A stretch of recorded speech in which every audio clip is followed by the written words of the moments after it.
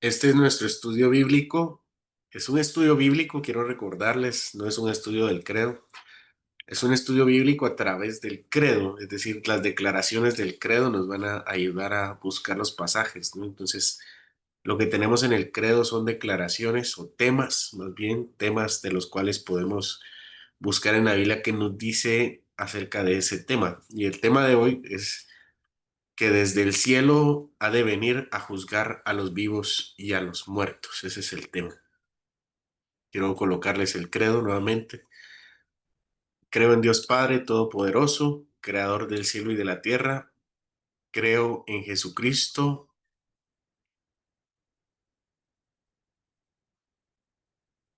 su único Hijo, nuestro Señor, que fue concebido por obra y gracia del Espíritu Santo. Nació de la Virgen María, padeció bajo el poder de Poncio Pilato, fue crucificado, muerto y sepultado, descendió a los infiernos, al tercer día resucitó de entre los muertos, subió a los cielos y está sentado a la derecha de Dios, Padre Todopoderoso. Y es esta la declaración: desde allí ha de venir a juzgar a vivos y muertos. Creo en el Espíritu Santo, la Santa Iglesia Católica, la comunión de los santos, el perdón de los pecados, la resurrección de la carne y la vida eterna. Amén. Ok, empecemos, ¿no? ¿A qué se refiere el credo cuando dice que desde allí ha de venir a juzgar a los vivos y a los muertos? ¿Dónde está nuestro Señor en esta hora? ¿Dónde está nuestro Señor en este momento? Nosotros decimos que Él está en nuestro corazón, o está en nuestra vida, o está en la iglesia, en el pueblo de Dios reunido. Ciertamente en su deidad y en su espíritu está con nosotros a donde quiera que vayamos. Esa es la promesa que el Señor hace en Mateo capítulo 28. Yo estoy con ustedes hasta el fin del mundo. Sin embargo, aquí no hablamos acerca de la realidad espiritual solamente, sino de la realidad completa. El Señor, debemos recordar que murió en su cuerpo y resucitó también en su cuerpo. Ese mismo cuerpo es el glorificado, el que nosotros esperamos tener. Debemos evitar pensar como muchos antiguos filósofos que solo el alma importa. Para nuestro Señor importa tanto el alma como el cuerpo, al punto que el apóstol Pablo dice que nuestro cuerpo no debe estar contaminado y que es templo del Espíritu.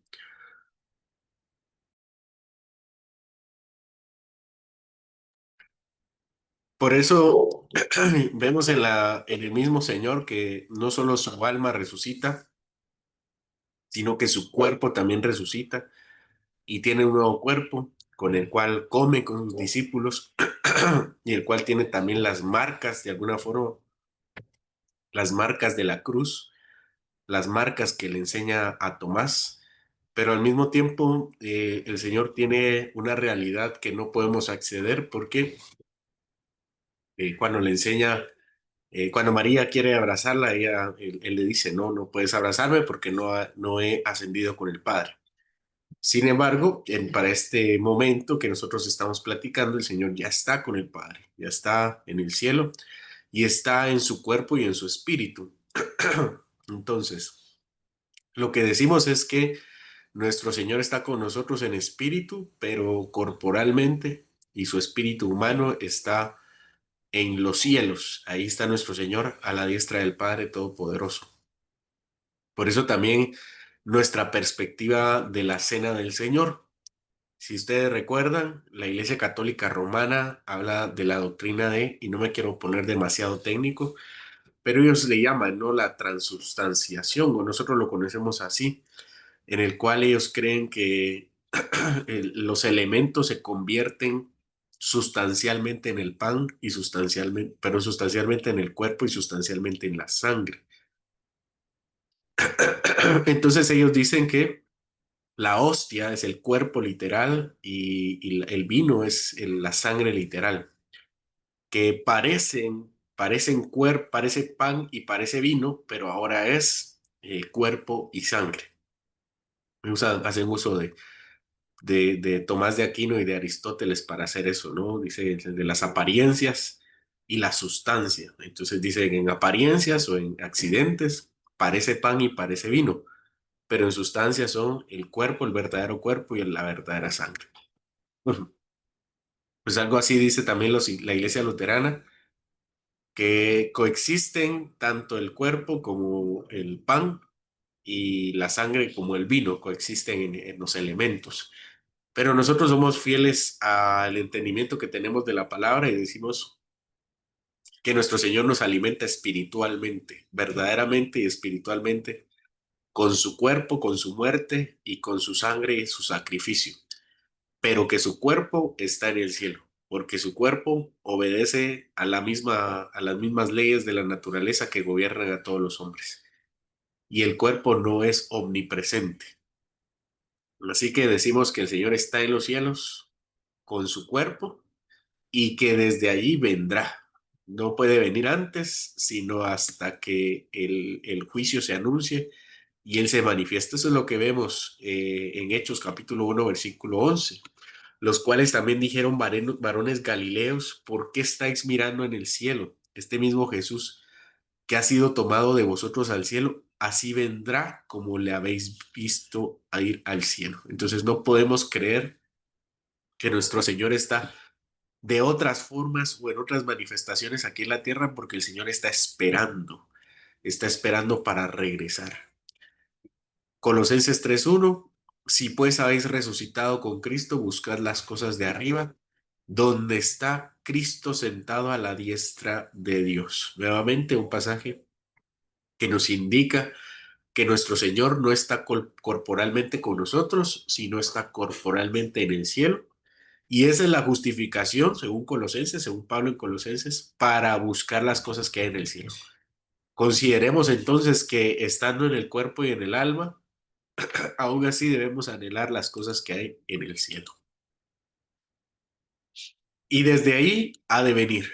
Debemos recordar que así como prometió encarnarse en el Antiguo Testamento y como lo anunciaron los ángeles, así tenemos la promesa segura y reiterada en la Escritura que ha de regresar. No nos debe caber ninguna duda que Él ha de venir por su pueblo, dado que lo vimos acá, en esta tierra, sufrir y morir y resucitar. Ahora tenemos la garantía que ha de regresar. Dado que resucitó, también puede regresar. Eso es lo que también nos recuerda este texto de Hechos. Este que está en el cielo vendrá como le habéis visto ir al cielo. Y cómo le vieron venir, cómo le vieron irse, mejor dicho.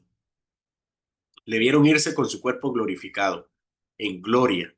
Ya no vendrá como un pobre, ya no vendrá como alguien humilde, sino vendrá poderoso. Vendrá con todo su poder, vendrá con todos sus ángeles para juzgar a los vivos y a los muertos. Juan 14:3.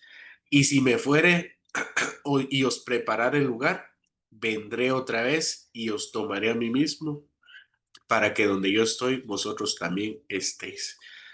Entonces el Señor dice que si se va, será para prepararle un lugar, y si se va, tengan la seguridad que vendrá otra vez con nosotros. Y vimos al Señor morir, le vimos resucitar en nuestros padres, los apóstoles y otros hombres. Y esa es la garantía que el Señor vendrá otra vez. Entonces, el hecho de que haya estado en el cielo y que esté hoy en el suelo significa que hay un lugar para nosotros. Yo sé que a veces es incómodo, tal vez tienen la experiencia de ir a un hotel o ir a un lugar donde se supone que tienen una reservación y ya sea que les cancelen o que no tengan el lugar apropiado, eso suele provocar mucho malestar. Pues eso no nos va a pasar en el cielo. El Señor ha garantizado que cuando nosotros lleguemos, tenemos un lugar para estar con Él. Y por eso Él dice también que nos tomará a sí mismo. No solamente nos tomará con Él, sino en Él nos tomará. Esta realidad espiritual ni siquiera podemos comprenderla. Nos vemos en Cristo, en el Señor, compenetrados de una manera que aun cuando somos diferentes y somos criaturas, participamos de la divinidad de una forma inexplicable. Esto es lo que dice Pedro en su carta, que participamos de la divinidad. No es que nos volvamos divinos, pero participamos de su esencia. Y entonces ahí donde el Señor esté, nosotros también vamos a estar junto con Él. Apocalipsis 22:20. El que da testimonio de estas cosas dice, y ve algo otra vez, ¿no? El testimonio, el que vio cómo vino, también dice, ciertamente, es una promesa. Vengo en breve. Esto es lo que dice nuestro Señor. El que tuvo el testimonio, el que fue el testigo, él dice y nos hace la promesa, ciertamente, con toda seguridad. Esto debe ser una tranquilidad para nosotros los creyentes, que aunque el mundo parezca caerse a pedazos y la violencia aumente y los delincuentes también parezcan aumentarse y la frialdad del mundo también avance, y aunque nosotros sabemos y personalmente creo que el Señor vencerá en este mundo, muchas veces las situaciones y el contexto, las circunstancias nos hacen sentirnos agobiados por el estrés del mundo. Pero el Señor nos dice y nos asegura y nos promete. El Señor solo podría decirnos, vengo en breve, pero Él nos asegura y nos dice, ciertamente, vengo en breve. Él sabe cuán frágil es nuestra alma, sabe cuán frágil son nuestros pensamientos, que tendemos a ser muy pesimistas, que tendemos a agobiarnos por cuestiones materiales, cuando el Señor nos ha proveído de todo lo necesario y por eso nos promete y nos dice ciertamente, vengo en breve.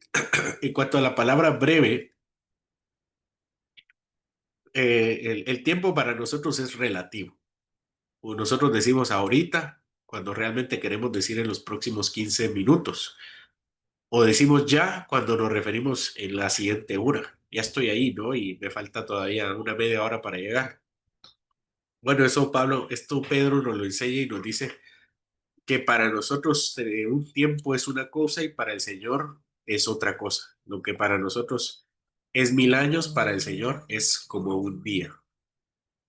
Así que lo que está haciendo el Señor es esperar a que la multitud de seres humanos que han de entrar a su reino terminen de entrar y Él vendrá. Por eso dice, ciertamente vengo en breve. Y yo les quiero compartir y comentar, no sé si ya lo había hecho, pero este texto es mi texto favorito de toda la Biblia. Este yo lo tengo en algunos lugares de mis libros o en algunos lugares de mi casa. Que este es el versículo que más me conmueve de toda la palabra y especialmente la respuesta que da Juan. Amén. Sí, ven, Señor Jesús.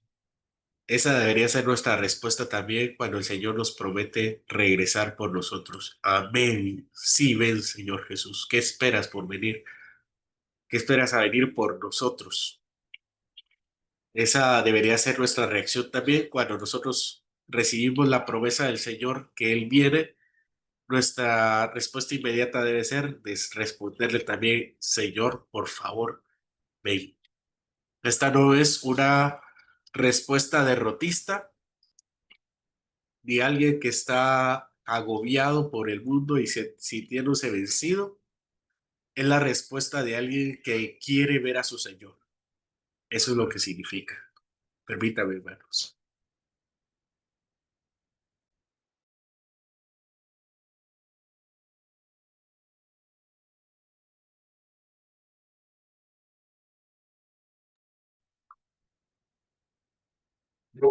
Entonces, Juan había visto todos los sufrimientos que muchos creyentes iban a sufrir en Apocalipsis al final de los tiempos, y también vio al Cordero que era digno de abrir los sellos y a la esposa ataviada llegar con su esposo. Y aún así, aunque mira el final de los tiempos y se da cuenta que todo saldrá bien, igualmente le responde, sí, Señor, Venga,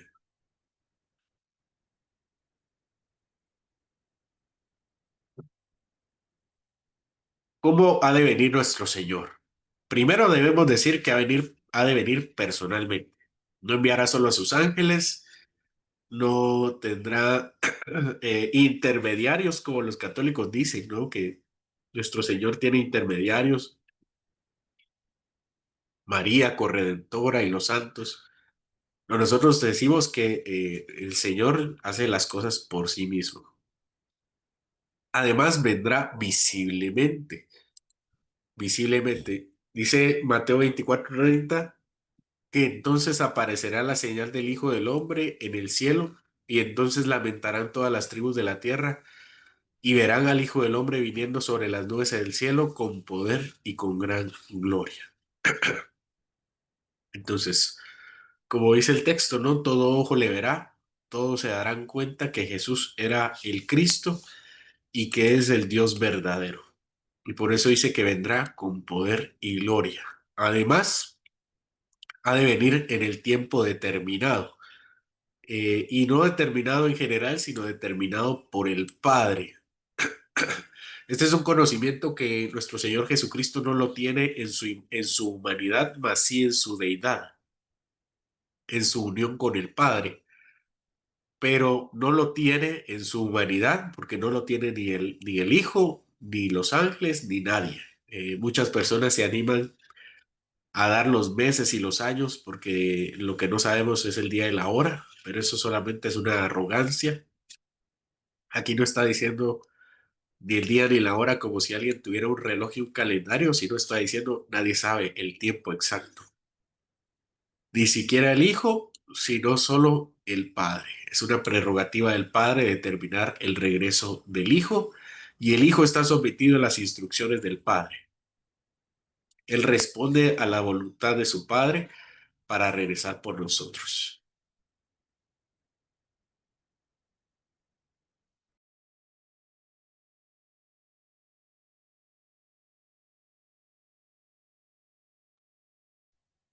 Según el credo, Él ha de venir a juzgar.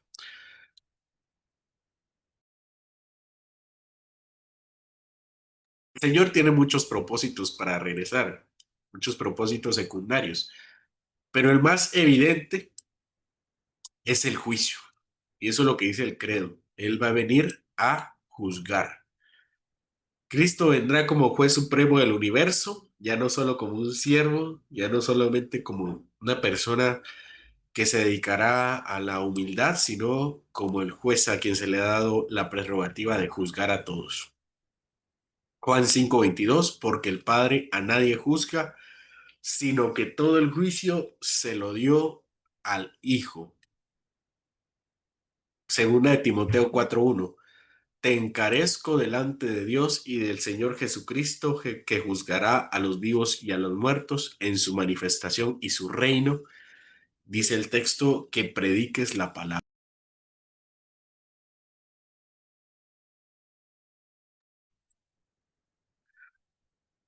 Para el apóstol Pablo era importante que el predicador entienda que si predica es para la salvación de las personas que han de ser juzgadas. Por eso Pablo le dice, te encarezco, te levanto una especie de juramento delante del Señor y del Señor Jesucristo, delante de Dios y del Señor Jesucristo. Por todo lo que quieras, predica la palabra. ¿Por qué? Porque el Señor ha de juzgar a los vivos y a los muertos en su manifestación y en su reino. Su manifestación se refiere, Pablo, a la hora en que el Señor vendrá y todos le veremos, y su reino se refiere a cuando el reino se ha manifestado a través de esta segunda venida. ¿Por qué Cristo? ¿Por qué es Cristo y no el Padre? Bueno, el Padre le ha dado toda la autoridad por cuanto dio su vida, por cuanto vivió perfectamente, el Hijo se ha ganado la autoridad de juzgar. Le ha dado la autoridad para ser juez del mundo. Él ha comprado al mundo con su sangre. Él ha vencido al mundo con su sangre y ha comprado a la iglesia y por eso tiene el poder ahora para hacerlo. Porque él fue humillado, obediente y exaltado. Por lo tanto, es digno de juzgar.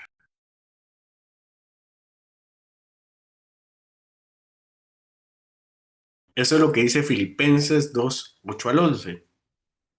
Y estando en la condición de hombre, se humilló a sí mismo, haciéndose obediente hasta la muerte y muerte de cruz, por lo cual Dios también le exaltó hasta lo sumo y le dio un nombre que es sobre todo nombre, para que en el nombre de Jesús se doble toda rodilla de los que están en los cielos y en la tierra y debajo de la tierra, y toda lengua confiese que Jesucristo es el Señor, para gloria de Dios el Padre. Entonces, esta prerrogativa que tiene el Hijo de juzgar es parte de su exaltación. Dado que Él se humilló y fue obediente, ahora tiene el premio para juzgar al mundo como nuestro representante.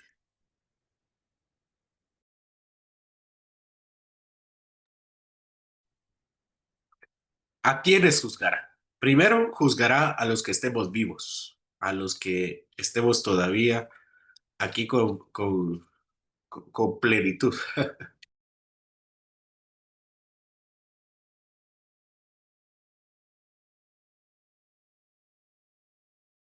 Segunda de Timoteo 4:1 dice nuevamente, ¿verdad? Te encarezco delante de Dios y del Señor Jesucristo, que juzgará a los vivos y a los muertos. Él nos dice que es juez de vivos y muertos. Y Hechos 10:42 nos dice otra vez que es juez de vivos y muertos. Dice, y nos mandó que predicásemos al pueblo y testificásemos que Él es el que Dios ha puesto por juez de vivos y muertos.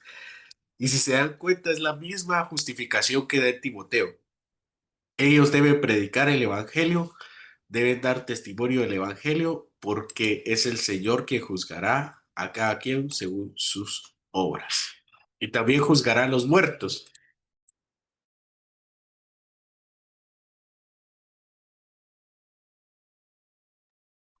Entonces, tenemos los pasajes anteriores que hablan de los vivos y los muertos, pero hay otros pasajes que hablan de los muertos específicamente. Juan 5, 28, 29.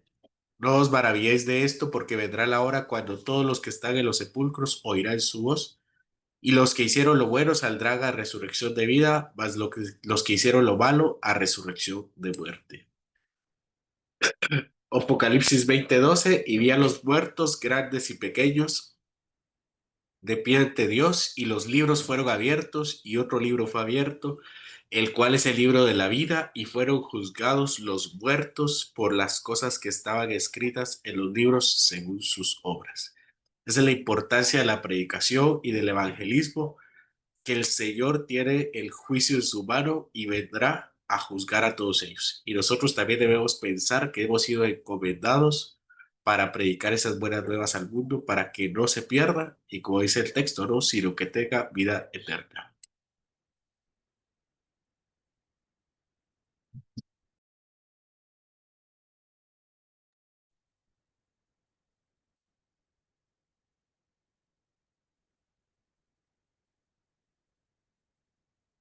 ¿Qué significa esto? ¿Qué implica esto para nosotros, no? Primero debemos entender que el hecho de que el Señor juzgue a vivos y a muertos significa que nadie escapará del juicio.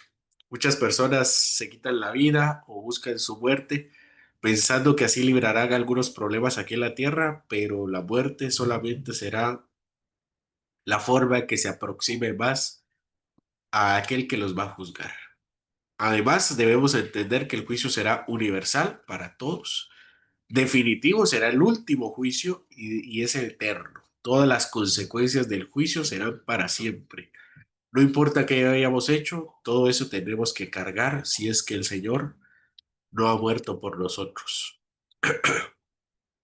Además, todos los seres humanos de toda época y condición comparecerán delante de Él, no solo los que estamos hoy vivos, sino en la antigüedad.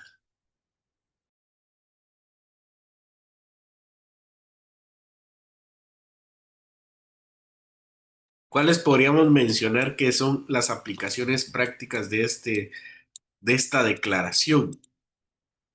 Primero, y como lo hemos venido desarrollando, vivir con la expectativa de la venida de Cristo. Amén. Sí, ven, Señor Jesús. Esa debe ser nuestra oración siempre.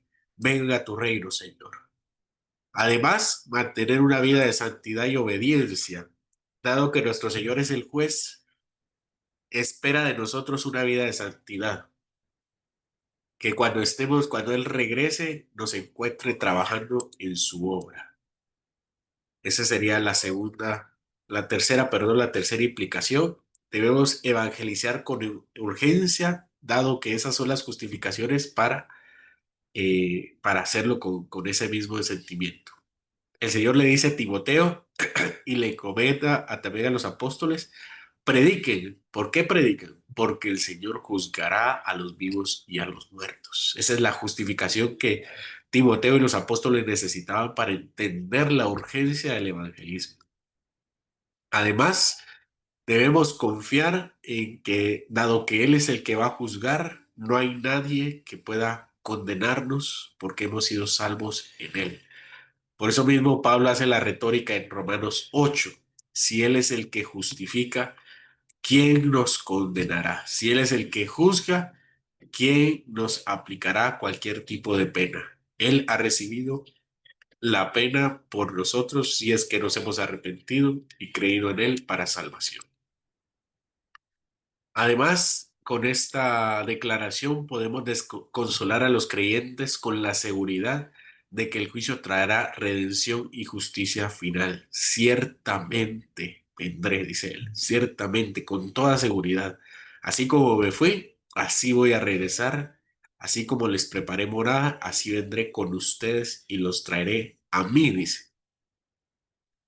Así que cualquier persona que crea que hay algo que debe hacer, que queda pendiente en su vida, que ha recibido daño y parece que el Señor no juzga a las personas que nos hacen daño, pues tenemos el, el último filtro, que es el juicio final. Si se pudieron escapar de los juicios terrenales, no se escaparán del juicio final, con toda seguridad. Amén, hermano. Bueno, hemos terminado esta breve enseñanza acerca de la realidad que el Señor está en el cielo y en el cielo y desde el cielo vendrá a juzgar a los vivos y a los muertos. Espero que haya sido de exhortación en esta mitad de semana, recordándonos que estos son los pilares de nuestra fe y en estos pilares es que debemos mantenernos firmes, no solo en la verdad, sino también en la esperanza. Así que vamos a concluir.